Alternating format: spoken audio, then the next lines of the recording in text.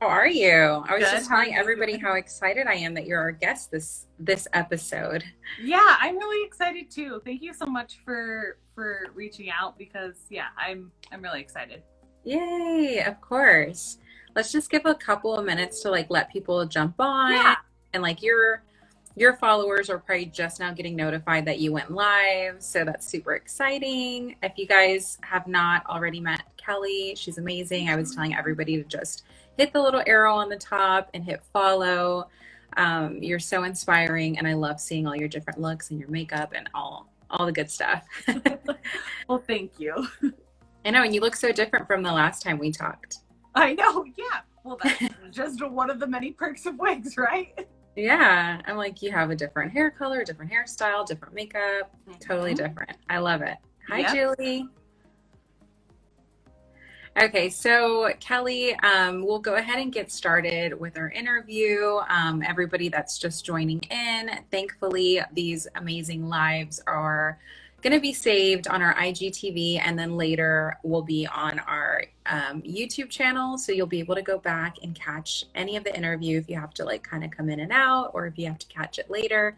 But just be sure to watch because I'm sure you're going to learn a lot. And I love just learning about your stories and your tips. You've been wearing wigs for, many years, so you must have amazing tips. So we'll cover that. We'll also see some of your favorite styles. So we're going to have so much fun and get to know you better and also get to know our viewers better. So if you have any questions, just type them in and we'll do our best to answer them. And I'll just relay them to you, Kelli. If you don't like see them all or catch Yeah. them all, I'll be sure to bring them up. Great. Okay. So tell everybody, obviously they know your name is Kelli, but where are you from? I'm from Southern Utah.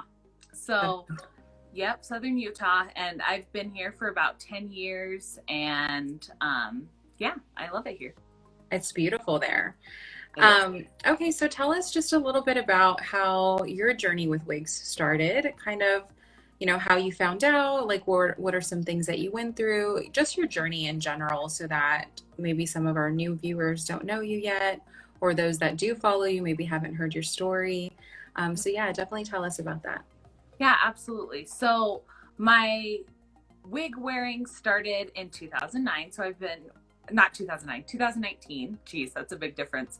2019, that's when I bought my first wig, and I eventually created my own account so that I could be a part and engage more with the hair loss community on Instagram and online.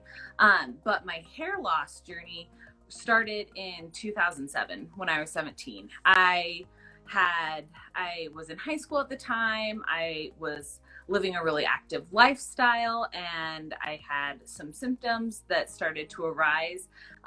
One of the main symptoms that my mom and I noticed and that kind of concerned us the most was the hair loss that I had. My hair was falling out. It was so much thinner than it had been just months before. And so it was really concerning to us. I had also gained 30 pounds really rapidly. And like I said, I was living a really active lifestyle at the time, and I was only 17. And so things weren't kind of adding up. And but like I said, the hair loss was the main concern. And so my mom took me to a dermatologist that I had already been seeing for years. And he looked at my scalp, he looked through my hair, and he said, yeah, you've lost at least 40% of your hair already, if not more. And that's concerning to hear. You don't, when you're young, you don't really think about hair loss, especially if you don't know someone who has experienced hair loss, especially a woman. And so that was really concerning to hear that I had lost 40%, if not more, of my hair at that point. And so he had referred us to go see an endocrinologist, to go, see a bunch of different doctors to get to the root of the problem. My thyroid was good. So that sent us to, okay, well, what else could be wrong? And I finally got a diagnosis after visiting 3 more specialists, I finally got a diagnosis of polycystic ovarian syndrome. And it was when I got that diagnosis that my mom was awesome, and she started doing so much research, and I was really overwhelmed by it and what they told me PCOS meant for me and what my life looked like with PCOS. And so my mom was awesome, and she really did lots of research and helped me kind of make changes that our doctors and the medical field said that I needed to make, as far as like what we could do. I was put on metformin. I was told that I could use Rogaine or minoxidil, which is the same, it's just the generic name for Rogaine. And so we went out and we bought minoxidil to use. And like I said, I was 17, and I'm reading the insert in the box, and it just says all these really terrifying things about, how it, like, don't get pregnant during this time. And I was 17. I wasn't planning on getting pregnant. Right. That this can cause these issues in pregnancy or issues in fertility. And with my PCOS diagnosis, I was told that my fertility was going to be an issue anyway, if and when I wanted to have children. And I knew that someday that I would want to have kids. And so after using the minoxidil for a very short amount of time, not even long enough to let it start working, I just talked myself out of using it. And I thought, it's not a big deal. Like, I get that my hair is going to go, but in the big picture of things, like, I'd rather not add one more obstacle into my fertility journey in the future if I can avoid that. So I stopped using minoxidil and didn't do anything from there. After high school, I went to beauty school. I had always loved doing hair, and while I was there, I couldn't be a guinea pig for my fellow classmates because my hair would fall out too easily, and I just couldn't risk it. I didn't color my hair. I was too concerned to do anything fun with my bio hair. So I kept it as long as I could. I tried not to damage it as much as possible. And as I got older and went on with my life, I saw another dermatologist and thought, well, maybe there's something else out there that's available for me. And I saw him, and he was very insensitive. He was very cold. I was probably only 20 years old at that point, and he was just, yep, your hair's going to just keep falling out. He didn't run any tests. He didn't do anything. He just looked at my hair. He knew that I had PCOS, and he said, yep, your hair's just going to keep falling out as you get older and older. There's nothing that you can do about it. Right. And like, that's where he left it. And I'm 20. I am not confident in talking back to a person of authority like a doctor at that point. So I'm just like sitting there with tears welling up in my eyes. He's not offering any type of empathy or anything. I'm just sitting there in the office by myself. And I remember getting to my car after the appointment and calling my mom and just like sobbing, because hearing that there's nothing that you can do at 20 years old when, you're young and life is just beginning, it's really discouraging. And even though I had gone to beauty school, we didn't learn anything about wigs. We learned the term alopecia, and that was it. Like, we learned the term, and we knew that was hair loss. We didn't learn about statistics of how much hair loss affects women. And especially since it's a high percentage of women that are affected by hair loss, I felt very, very frustrated with my hair education, because if anybody should be prepared for what's available and what's out there, it should be somebody that has gone to school to study hair. And that was not the case for me. And so it was very frustrating. And so I just didn't do anything. Eventually I, put more and more highlights in my hair to disguise my thinning scalp, like my thinning hair at the scalp. In the crown, I used products, as many like root boosting products as I could. I spent hours doing my hair to make it look just so. And even that was just, it didn't look great, but it passed, and it was fine for the time being. And my friends assured me that it wasn't as bad as I thought it was. Right. So when you're being told like, oh, it's not as bad as you think it is, or it's not that big of a deal, you kind of feel a little invalidated. And I think for that point I just like was gonna live my life and do my best. And I did. And eventually I got married. And a few years after I got married, I had my first son. And it was then that I had a big postpartum shed. And my hair was pretty long at that point. And after the postpartum shed started, I cut it to my collarbone. It was the shortest that I had had my hair in years, but I was like, okay, maybe if my hair's lighter, I can get more volume and I can disguise it more.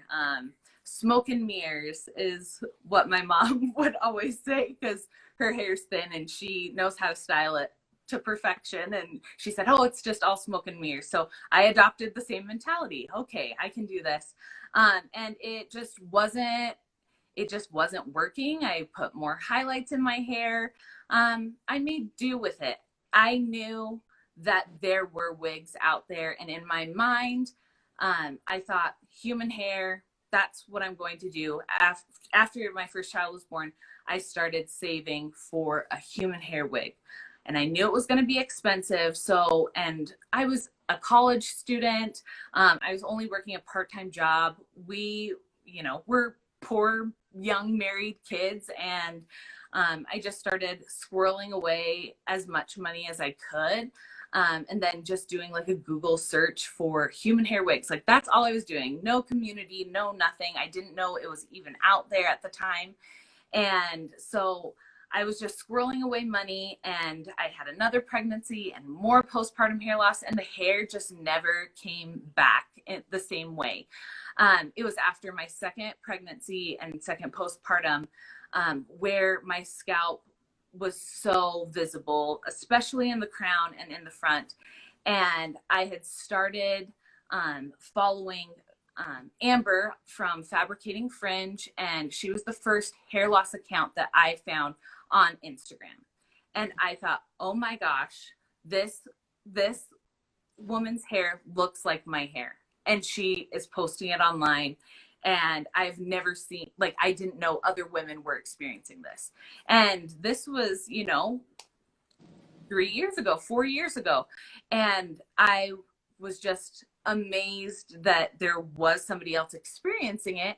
And then I would read through her comments, and then I would, do the online thing where you kind of click and go down the rabbit hole into other people's accounts and what other people were posting. And my eyes were just completely opened to this whole community of women ranging in age from their teens and to, all the way up into like people that are my grandma's age that are in their 80s, all these range of women all experiencing the same thing, different severities, different types of hair loss. It was then that I started learning more about the different types of alopecia, and I was blown away. And I'm going to say I was creeping, because I didn't have a hair loss account or anything at that time. I was just liking on my own personal account, but never commenting, never wanting somebody to like see that I had commented or trace that back to my account somehow.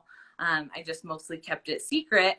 And it was eventually after my second child was born, that the hair loss was just so bad. I felt terrible about myself. I felt terrible about my bio hair, that I said, okay, I don't have enough money to buy a human hair wig still, but I need a wig. Like, I know I want a wig now.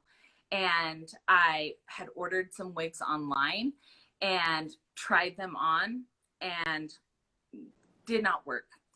They, out of the box, I didn't know that they weren't supposed to look like you wanted them to look right out of the box. I thought it was gonna, look how I wanted it immediately, and it didn't. And that was awful. And so I was like, oh, I can't spend $400 on this wig that doesn't even look good. And so I would send it back. And I did that a couple of times, and luckily I was able to get my money back, but I just felt at a loss because it didn't fit or it didn't look right. And I couldn't find a good fit. I did get an opportunity to go to a wig shop that wasn't too far from where I live. And the wonderful consultant there spent an hour and a half talking with me, educating me, letting me try on all these different brands. I also had it in my mind, once I finally decided, okay, I'll settle for a synthetic wig. How much I've learned since then. Definitely not settling when you get a synthetic wig, but I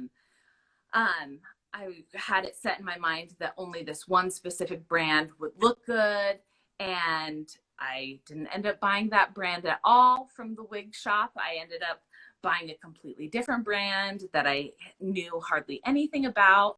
And I waited for it to come in. And once it finally came in, she showed me how to, adjust the lace front. She taught me about wig grips. And it was from that point on that I started wearing wigs full time. I did bring that wig home. I wore it around the house for a day, and then I put it back in the box, and I didn't touch it again for 2 weeks because I was just like, it was so overwhelming. It wasn't my hair. I had gone in looking to replace my hair. My hair was very thin and wispy and hardly colored at all. And this is just, wigs had way more hair than I had biologically. And so it was overwhelming, I think, to see so much hair on my head. I wasn't prepared for that. And so I put it away and I didn't touch it for a little while. And, it was then that I started joining like Facebook support groups and reaching out to people on their own accounts on Instagram saying, hey, I just got my first wig. What advice do you have for me? Like, just messaging them directly. And that helped so much. And I started to gain more confidence by wearing it. And then I caught the bug and I was like, oh, maybe I want to try this kind of wig. Maybe I want to do this color. Oh, short would be fun. And so it just kind of opened the box for all the different types of wigs that I wanted to try and that I could try. It was awesome. It was very liberating. Once I fell into that routine, I felt like I had some power again over the situation, and that I wasn't just hopeless about my hair loss, which was awesome. Yeah. And yesterday when we talked and we were kind of getting to know each other, we kind of mentioned in conversation how a lot of times people look at wigs as the last resort. Like, you try all these different shampoos and powders and sprays, and like, what advice would you give to somebody that's maybe early on or they're trying a lot of alternatives? Like, what would you advise them as far as like going ahead and like taking that plunge and trying a wig? I feel like my advice would be that if you are interested in wigs at all, but you're intimidated by the price point, start small. Find an affordable wig online. The nice thing is, I didn't know that there were affordable, realistic options that were out there, like the wig company, until like a year and a half into my journey with wig wearing. So like, the wig company has hair pieces that look realistic and are very budget friendly. And I feel like that is a great starting point so that you can get a feel for what you like. Do you like a lace front? Do you not like a lace front? You only see things on other people, and you get, at least for me, I got it in my mind that it had to be this certain specific way. But once I started wearing wigs for myself, I found what my actual preferences were and not just what I thought the best options were, you know? There are so many options out there. So I would just recommend buying a piece. It doesn't have to look like your hair. If you're interested in something, find something you think is cute, make the purchase, and don't be afraid to play around with it. Like, you learn so much just playing around, and actually wearing it. It's a whole different experience wearing a wig when you have not worn a wig at all in your life.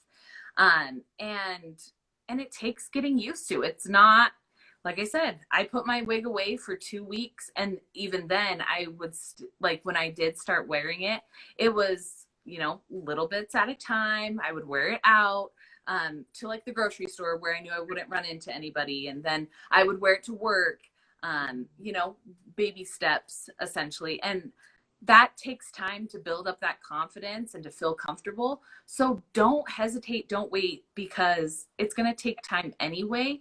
And it's just better to get started now if you have any interest. If you want to keep, you know, trying different products, different topicals or anything like that, that's great. Make sure you do your research.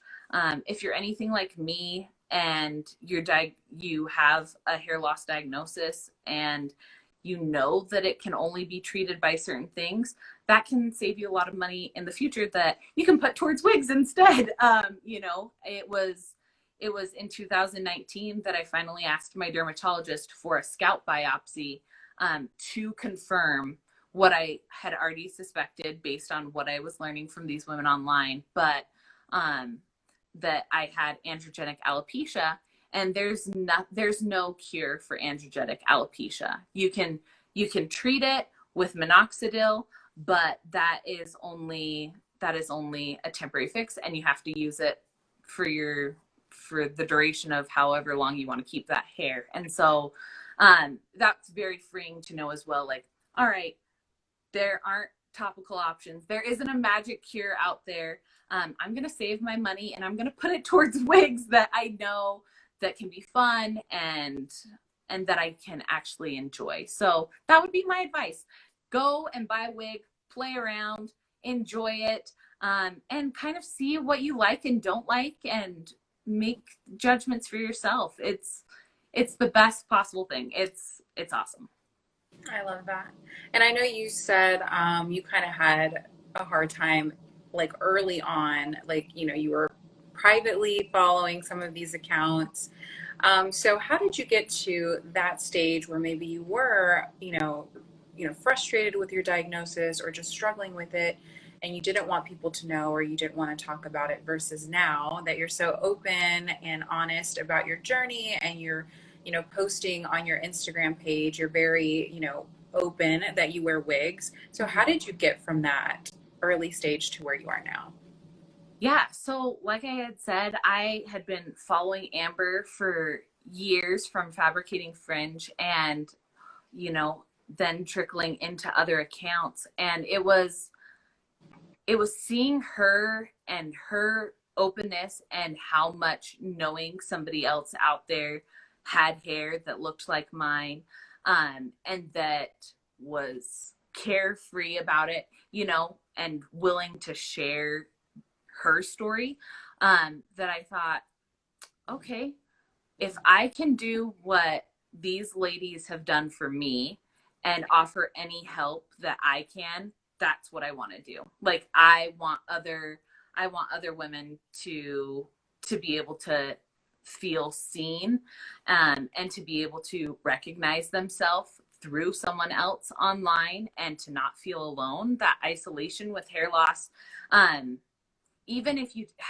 have family that knows about your hair loss, it's completely different than communicating and having a friendship with another person that's experiencing hair loss. They just, they want to be encouraging, they want to help you out, but they don't know the grief. They don't know what you're experiencing, and it's really hard. And it was when I started posting so that I could connect with more women through my account and commenting more openly on my account to other women's accounts and things, that I gained more confidence and built more relationships within the hair loss community.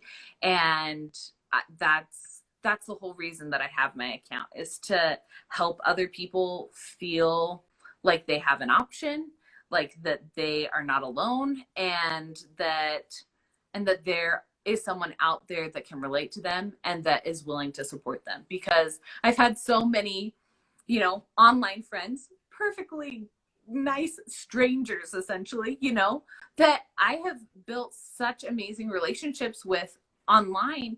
And the one thing that has connected us has been hair loss. And we've connected on so many different levels after that. It's so much more than just hair loss now for so many of these relationships, but it was hair loss that brought us together. And I have really felt like that strength and sisterhood through the community, and it's made the difference. And I wanted to give that back in any way that I could. That's amazing.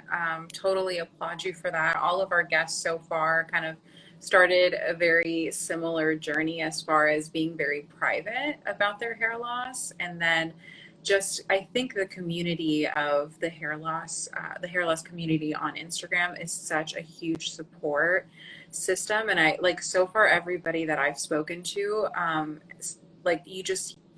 that it's a very important part of your journey, and what gets you to the point where you're having fun, you're happy with your wigs, you're living your life as you should. Like, hair loss should not stop that from, anything that you want to accomplish in life. And I think hearing that is so powerful. So if anybody hasn't kind of tapped into that community, you can find a lot of these amazing women and accounts through the Wig Company's page. Just scroll through. I love how much, I know Julie's on here, she shares so many great accounts. I always love when I see real women. Obviously sometimes we see the models sprinkled in there, but these real women that look better than the models, I'm gonna say, I love seeing their pictures and watching their videos, and when they review wigs, it's just so helpful.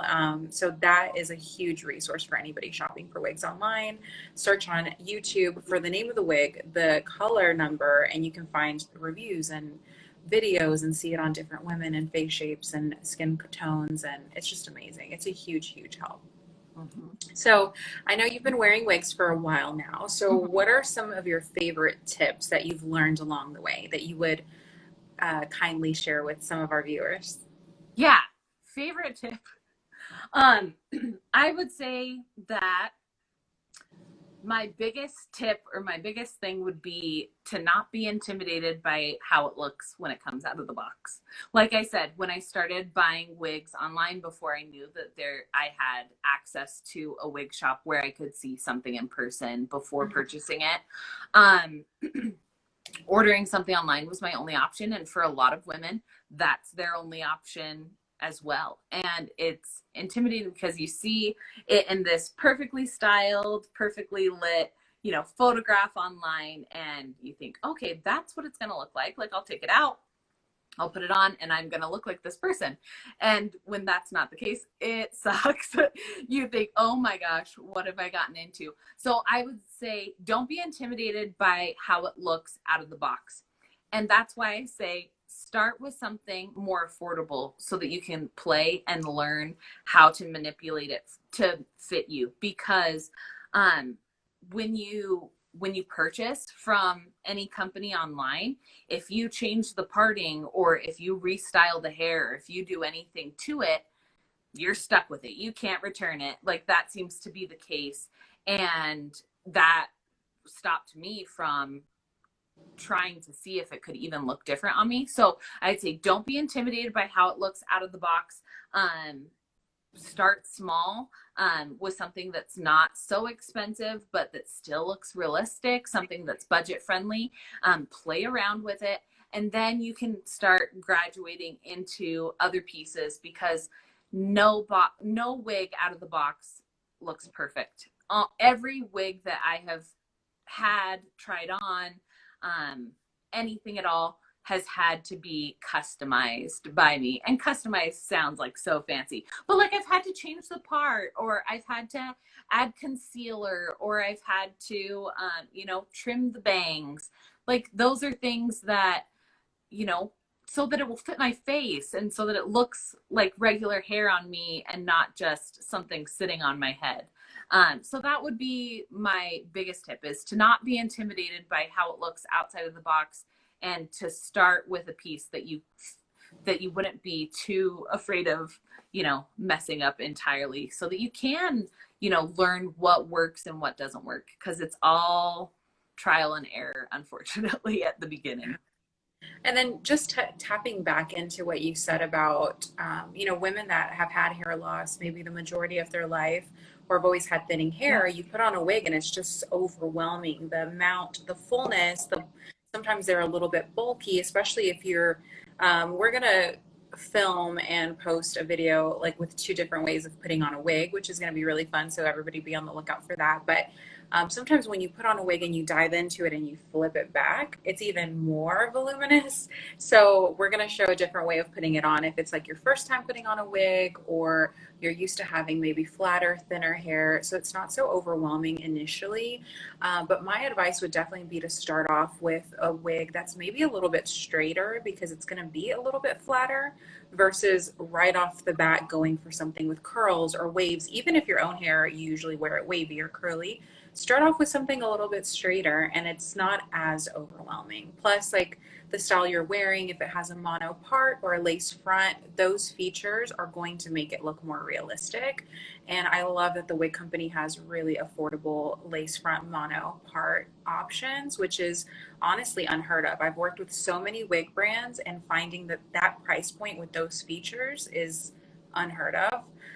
So that's another great thing about the wig company. But I definitely loved your tip about not being intimidated. I think, like you said, sometimes it takes putting on the wig, wearing it at home, wearing it where nobody's going to recognize you, taking baby steps. That's such a good tip. Yeah. So what do you love most about wigs? I think the thing that I like the most about it is the versatility. That I can change up my look so easily. Because like I had said before, with my bio hair, I was too scared to ever do anything, too scared to cut it, too scared to color it. These were my only options. I could only wear it this certain way, in this certain color, to make it work. So to trick people. And with wigs, I don't have to worry about any of that. Like I can just pick what color I'm feeling in the mood for, or some days I'll just do my makeup first, and then I'll pick the wig that I feel looks best with that makeup, or maybe I won't be wearing makeup at all, and I'll pick the hair that I think looks best with that. And I can just change it day to day. I've got 3 little kids, so wearing my hair down and long all the time is kind of a pain in the butt.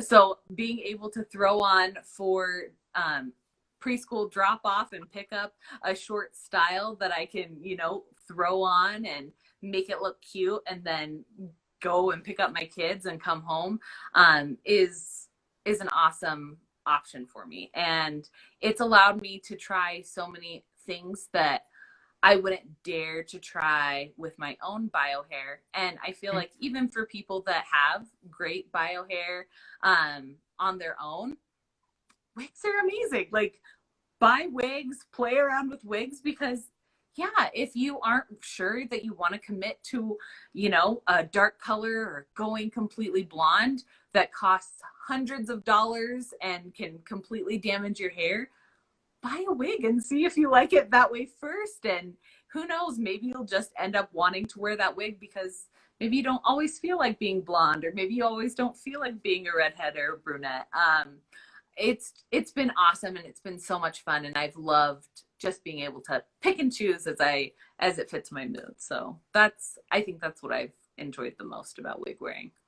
Definitely. I was going to say my next question is if you didn't have to wear wigs anymore, would you still wear them? Absolutely. Yeah. Absolutely. Yeah, because it's so fun and you can go like as short as a pixie cut, or you can go really long mermaid hair and in minutes without any commitment. I don't know. I'm someone who wavers with commitment anyway, and so the fact that you can, you know, take it on and off and choose what you want minute to minute, day to day, it's very fun, and it's fun to also see other people's reactions once you're more comfortable doing so. Like once you don't care that people know that you wear wigs, it's fun to be like, oh, I really like that one, or being kind of surprised, like how did her hair go from being that short to that long today? It's just been really fun, and I've enjoyed it. Amazing. And I know originally, and so many other people that I've spoken to, they always automatically say, I have to do human hair. Like, that's the only option. It's going to be the most like mine. And like you said, it's not always budget friendly. So, sometimes that can add to your stress and frustration of, finding a wig and starting that wig journey. So, what are some things that you would tell somebody that's maybe new to wigs as far as like pros and cons of synthetic and like why now you feel so comfortable like just buying a synthetic wig over waiting and saving and trying to get human hair? Yeah, absolutely. So the pros of synthetic hair for me, and they might be different for other people, is that I do have 3 kids, and with a human hair wig, which I do own a couple human hair wigs now after I've been wearing hair for 3 years. Um, it is so low maintenance. Like synthetic hair is so low maintenance and it looks realistic. I remember wearing a Raquel Welch wig when my sister had come up to visit, and we were just kind of like sitting outside and talking, and she was just looking at me kind of staring at me like with a little bit of squinted eyes, and I finally said like, what's going on? And she was like, I would never be able to tell that that was a wig if I didn't know that it was a wig. Right, And right. it was a synthetic wig, and it looked realistic. And just because it's synthetic doesn't mean that it won't look realistic. It can look very realistic. A lot of brands, it can look very realistic with very minimal effort. Maybe just a little bit of dry shampoo, and to just buffer out some of that shine. Or even after washing a synthetic wig when you first get it, just washing it yourself for the first time and letting it air dry, kind of helps with that buffering that shine if it's a shiny piece. And it is something that I am so glad that I have, because I don't have to style a synthetic wig. I don't have to worry about it getting wet and then, oh crap, my hair's gonna look bad now because it's all Hmm. wet and weird and frizzy now. And I just spent all this money, on this nice wig, and it looks terrible now. But with synthetic wigs, it's you wash them and you wear them, and it's easy. It's so effortless, and that's what I really need at this point. I'll throw on a human hair wig occasionally, but I reach for synthetics more because it's just more convenient. The curl pattern stays. I am a sweaty person. I've said this before on my Instagram page. Like in the summertime, if I wear a human hair wig and my face gets sweaty, the hair gets all like kinky around my face and like just curly, and I it just I don't feel confident when it doesn't look right. And so I would just say that synthetic wigs are so convenient for me, and that's why I reach for them the most. And they look real. Like I never knew how real they could look until I actually started wearing them. And then I'm glad that it's an option for me, because it definitely works out the best for my lifestyle the majority of the time.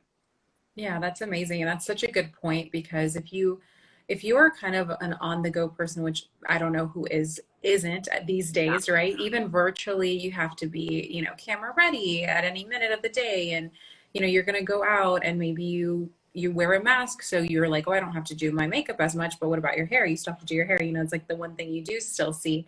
But I love that the synthetic hair fiber, it's like you don't have to style it. You literally comb it out, finger style it. If you don't like styling your own hair or never have liked styling your own hair, spending time styling your own hair, then you may not like having to style a human hair wig. So I think that these synthetic options are so amazing. Even if you do want a human hair wig, have a synthetic backup for those days where you're just like, oh no, I have to be like on the go. Somebody's going to see me. I have to get ready really quick. Like, it's such a great option.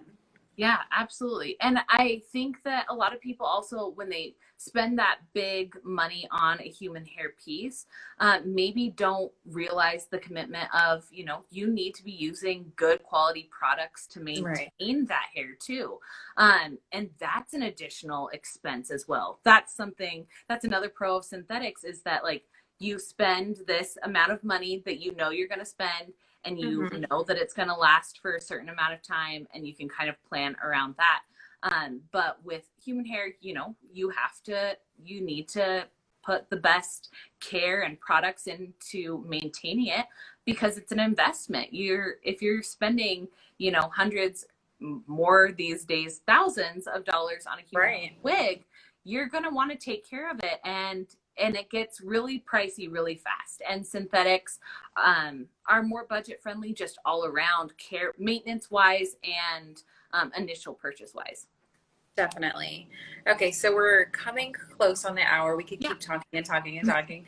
But let's look at some of your favorite styles. I know you pulled a couple for me Mm-hmm. to see and for our viewers. So I'm so excited to see kind of what your favorite brands are, your favorite styles, what you like about each wig. Plus, I think we learned so much kind of seeing somebody trying them on and like how you get it, ready. Mm-hmm. So which one do you have first? Okay, so I am gonna talk about this wig first, because Yay. I Yeah, what love are this you wig. wearing? This is Rock Me from the Wig Rock Company. me. And the wigs that I pulled today are my three favorite wigs so far from the Wig Company, because I figured these are the ones that I reach for the most and that I really like the most from the Wig Company. And so that's what I pulled today. But this is Rock Me, and it's a red ombre color. And I Ooh. love this wig. I love the fringe and everything in it. But this wig, the Wig Company does promos all the time. You can always, if you sign up for the email list, you always get notified, or even if you follow the Instagram page, you always get notified of, some type of deal. Usually you can find, like, you'll get a 30% off or something, and that's awesome. And so with the Rock Me wig, I never knew that I could find like you had said, Christina, before you started looking for, I didn't know that a lace front wig with a lace part or a mono part could be so affordable. And this piece is like when you get a promo, it's under $100, and it's so realistic looking. And so this is the Rock Me wig, and this is what I really love to wear. I always get compliments on the color of this Rock Me wig. It's beautiful. The red Yeah, I was ombre. gonna say, so right now Rock Me is on sale for 109, but like you said, if there's a Come on. promo like off of the 109, which is Well, amazing. Yeah, even so many 109. colors. Amazing. Yeah, it's a gorgeous, like, that color. It's so realistic. It's a beautiful wig. Um, the the next wig that I'm going to show is Lustrous from the Wig Love that. Company. And this is a heat friendly wig. And I actually was too afraid to try heat friendly wigs before before I saw that they were available on the Wig Company, because everyone online had such love-hate relationship with heat friendly wigs that I was just too afraid to try them. So I never did. But once they became, like, once I realized that I could get one on the Wig Company, hold on one second. This is a heat friendly wig, but I really love the curl pattern on this one. It's like the big, like light beach wave. Yeah, and if you, well, let me finish combing it out. But like the density of this piece is so light, and for me, this feels like where my I would say the peak of my bio hair was. So like I never had super thick hair, but I had sorry, I'm getting I never had super thick hair. And this one, it's been getting cold in southern Utah already. Like the high today was only 73. And so this one I really love to wear with my beanie. Cute. And I kind of styled the bang off to the side because it gets in my eyes a little bit. But I feel like because it's so low density that I can wear it with a beanie without it feeling bulky. Right. I've tried wearing, like in the winter, I've tried wearing beanies with other wigs, and I just feel like I'm wearing a hat on top of a hat already, you know? And so this one I have loved. I love wearing this one with a beanie because it's so lightweight. And I just think with the bangs and the curl pattern, it looks really cute with the hat. So yeah, this is lustrous and it's not shiny at all.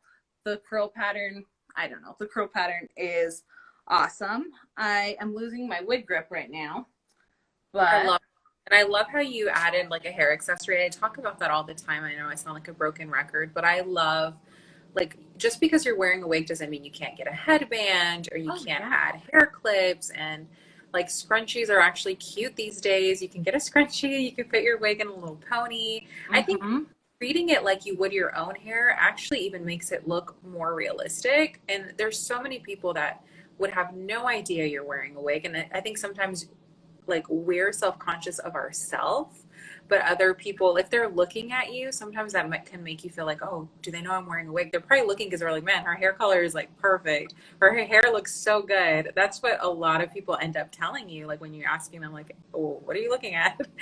They're like, oh my god, your hair looks so good, I was just looking at your hair.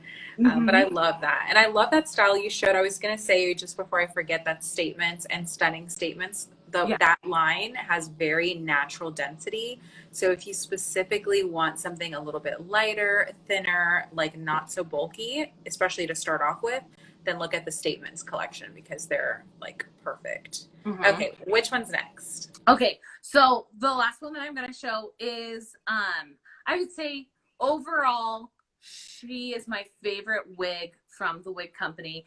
And you have to, when you see her, she has been modified because I have loved on her so much that she needed a little bit of help. But this is going to be Summer Heat that I show you guys next. I would say honestly, like literally all of our guests so far love Summer Heat and Rock Me. Those are like the best. They're so cute. They're so cute. They're so realistic. They both have the lace front feature. Crazy affordable. Like, what is not to love? Like, the color selection is great. This color is so pretty. For Rock Me, and then for Summer Heat. So this is Summer Heat. This wig usually was down to my collarbone originally, and it's a heat-friendly synthetic. It was my first heat-friendly synthetic piece, and I wore her straight once, and then I decided that I wanted to curl her, and so it was the first time curling a synthetic, heat-friendly wig. I was really intimidated. I curled her. I loved the way that the curl pattern turned out, and I wore it like that. Like a bunch of times. I have a YouTube video where it's my review after wearing it for 30 wears. Wow. So she gets a lot of loving. And so after that, and there was some heat, like some friction damage at the nape that just couldn't be repaired with heat anymore. I decided to chop it off, and I just took some scissors and went for it. And so this is Summer Heat. And the amazing thing that I was surprised at with a synthetic wig that I didn't realize before is that once you curl a heat-friendly synthetic, that it will maintain that curl even after washing. I didn't realize that. So I curled this in 2019. Oh my God. And I have washed it and worn it and combed through it with my wide tooth comb. I can't tell you like how many times. And Amazing. it still has like the wave pattern from when I curled it. And I was like, okay, yeah, this is something that I can get behind. And since it doesn't rub on the back of my like on my shoulders anymore, I've been able to wear it this way without it creating any more friction damage. And you can see that there is not a full mono part, but I do use just like a root powder on this one to just kind of blend out the highlights a little bit so that it looks like there's more of a root, and so that it's not like as much of a stripe, like a striped highlight. And that I just, anytime that I wash it and need to retouch it, I just pull out the root powder and go at it for a little while and make it what I want it to be. And it's really easy and fun. And yeah, that's okay.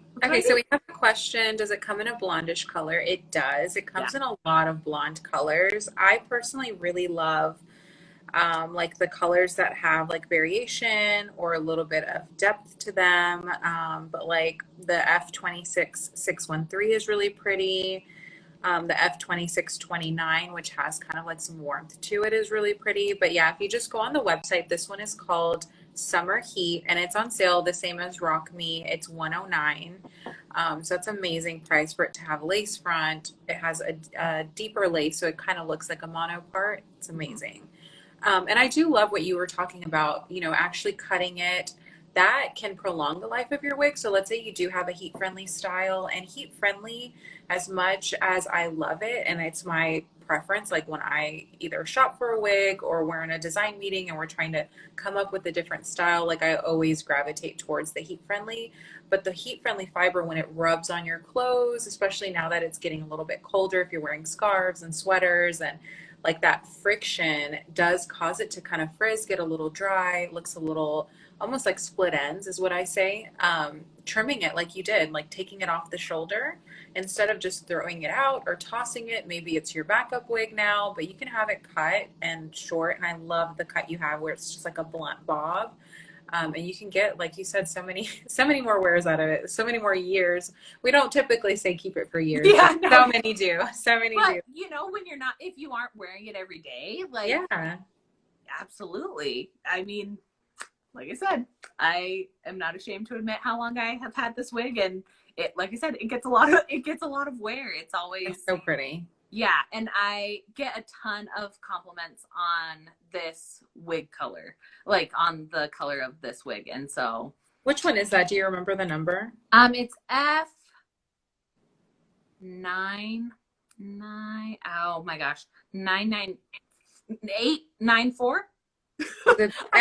Could it be F394? Yeah, that would be it. Yep. Yeah. So it's an auburn with the plum. Yeah. So I could tell that the base color has kind of a burgundy tone to it, and then it has really like rich copper highlights. And actually that chunky highlight is really coming back in. So I love that. So yeah, all of the F colors, like those are more like foiled, where it looks like you went to a salon and they put like foils in your hair, which is so cool and very modern. Plus, how much would it cost to get that hair color at a salon? Way more than 109. Trust No, me. exactly, right? Like you're gonna spend way more money just going and trying it out, and if you don't like it, then you can just pass on the love to somebody else. Exactly. Okay, so we're running out of time, but I would love to just pick your brain on one last thing. You've had so much, you know, insight, and I love your story. And I know so many women, whether they're experiencing alopecia, hair loss, PCOS, like whatever, you know, condition that they're going through or anything that they can relate to you with, I would hope that they're going to go to your page and follow you, because you share so much, and I'm sure they can reach out to you and ask you any questions and get your advice. But any last words of wisdom that you want to share with our viewers now and the viewers that are going to watch this later? I would just, not necessarily advice, because I feel like the best advice that I've already given. But I would just probably say, like, they're not alone, that you have this sisterhood of women that are willing to share their experiences, their triumphs, their struggles, and they are more than happy. I mean, I did it myself. I reached out to so many women before I started buying hair. Once I started buying hair, and just getting the help and support that I needed on a deeper level, you're not alone. It makes a difference. You can take back some of that power that you feel like you've lost, whether you decide to wear wigs or not, by finding strength in the community and in each other.